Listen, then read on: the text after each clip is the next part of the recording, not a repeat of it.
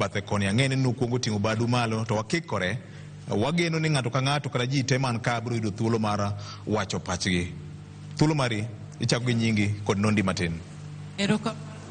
Dede nyime. Nyinga Edwin Achengo Kombo.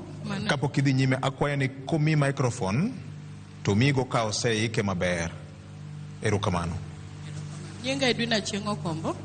Watiyo Kenya Youth Transition Initiative. Watiyo ne jo youth.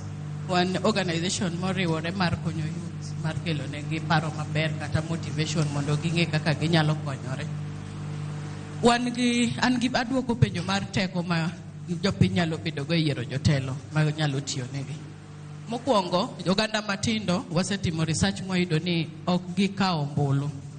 Mano teko gi matin ma gin go kabisa. Gidwaro jotelo mabeyo lakini gionge ombulu. Koro duondgi ok nyal winjore. Omiyo wan kaka Kenya Youth Transition Initiative wakawo thuolo ni mar keto awareness ne joma tindo mondo wuog oko mondo kaw ombulu. Wasetimo research moyudo kata kama wantiere ni joma tindo ng'eny kendo population nigi malo to gionge ombulu. Koro miyo gionge teko mar yiero jotelo manyalo tiyo negi maber. Koro kaka Kenya Youth Transition Initiative wawuok oko mondo wa joma tindo mondo kaw ombulu mondo teko gi owinjre. Erokamano ahinya kuom kete machuok.